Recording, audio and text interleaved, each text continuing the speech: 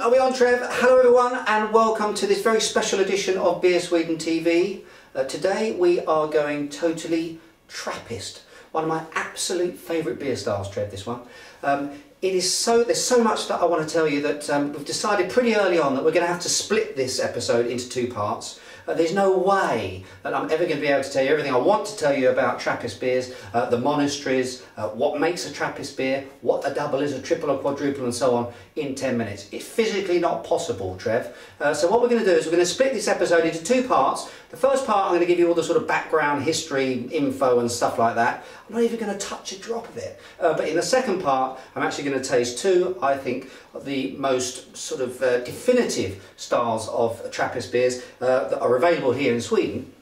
The first one is a Westmalle triple, the original triple, and arguably the best. And the other one is the granddaddy, the big slugger, the George Foreman of Belgian beers. This one is Chimay Blue, available in all the Systembolaget throughout the country, and an absolute must. If you like beer, if you like it in any way whatsoever, you simply must try Chimay Blue and Westmalle for that matter.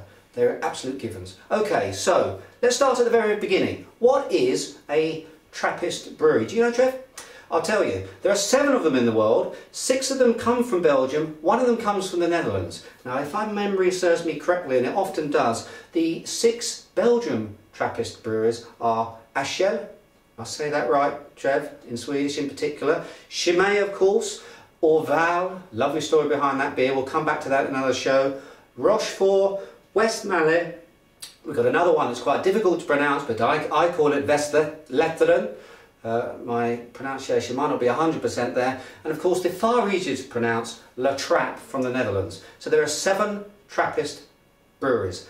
That's it, people. Okay? So if they doesn't come from that brewery, it ain't Trappist. It's as simple as that. There is, though, another little sort of trick, or tip, or trip. That's a combination of the two of them, Trev. Sorry about that. That you can actually do. If I can ask you, Trev, to zoom in onto the back label of this Chimay Blue. Can you see that there? You see there's a little symbol there. Here, this one. Okay. Now, this is a symbol that was introduced back in 1997 by the Trappist breweries. As a way of identifying them as true, authentic Trappist beers. So if you're in any doubt, just have a little look. Make sure that you find that symbol. If it's there, it's Trappist, you're good to go. Okay? So, I've told you where the Trappist brewers come from, but why are they Trappist brewers? What makes a Trappist brewery? Well, pretty simple really. The brewery itself has to actually operate within the confounds of a working monastery. This is monk beer here, people. It truly is. This is brewed by monks. In a practicing monastery. A lot of the monks in these monasteries basically wake up in the morning, they pray a bit, they brew a bit of beer, pray a bit more, they go to bed. That's it. And their beer is really their expression of their faith. And it really is delightful that they do it for the faithful beer drinkers that we are, because it really is a very serious enterprise on their part. So it has to be a brewery that's actually within a working monastery. The monastery itself has to be actually owned and managed and operated by the monks themselves. So it can't be owned by a commercial operation. That's extremely important too. And thirdly, and perhaps most importantly, Trappist breweries are non-profit making organisations, if you want to call them that. So they don't make any actual profit out of the sales of any of these beers. Any profit that they do make actually goes into local charities and to organisations to helping other people. So if you ever needed an excuse to drink Trappist beers, as if you need one, then think about this. By drinking Trappist beers, you're actually helping poor people and underprivileged people in other parts of the world. That should make you feel pretty good about it. So that's the sort of definition of the Trappist breweries.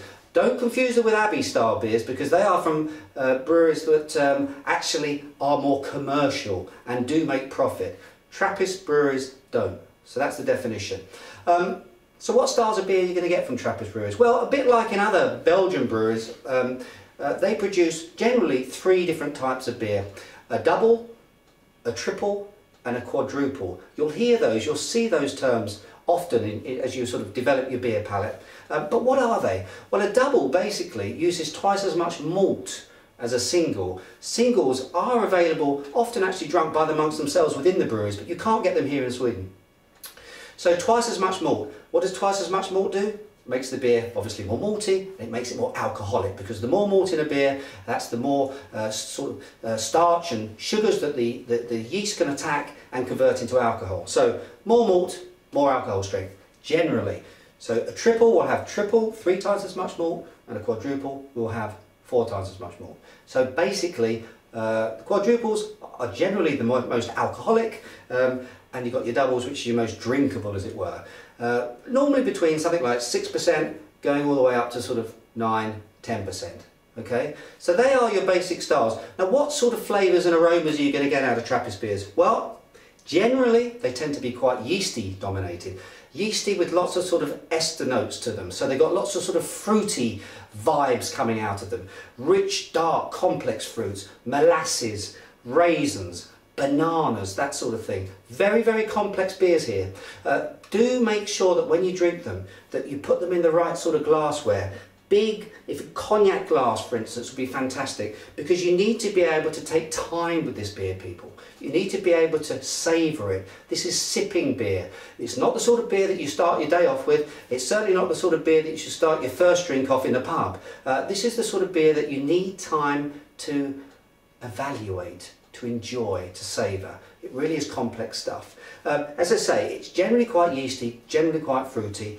They use candy sugar often in Trappist beers and other Belgian beers to pump up the alcohol. That's one of the reasons why Belgian beers generally have this quite sweet sort of candy sugar note to them, and they tend to be very high in ABV.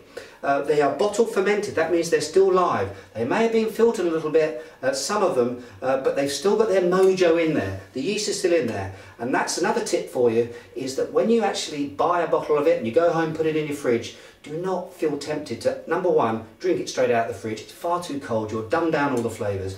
Number two is, if you take it out of a cold fridge and you put it in a hot kitchen, for instance, and then open it up 5 minutes later, you're going to get a gusher. Okay, I almost promise you that you're going to get a sort of Mount Vesuvius type explosion going on. It will go all over the front of your clothes and so on, because it doesn't handle extremes or shifts or sudden shifts of temperature very well. So do make sure you take the bottle out and leave it for as long as you can, so that it actually warms up to the right temperature. And what is the right temperature? Well, for these two particular beers, a triple, I would say, serving temperature between something like 6 to 8 degrees, Trev, something like that, a little bit colder. Quadruples, definitely celery sorts of temperature. I'll be looking at something like 10 to 12 degrees, I would say, something like that, so that you, a little bit warmer, expresses itself a little bit better. So there you go. They are the Trappist breweries. I've talked about what a Trappist brewery is. We've talked about the 3 main styles of beer that you can get from Trappist breweries, and we've talked about how you can enjoy them to the maximum.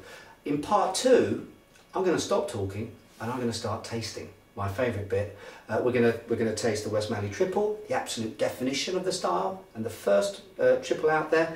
And as I say, we're going to come back to this one of my personal favourites, this Chimay Blue, and I'm going to tell you what I get from that too. So do make sure that you come back in part 2.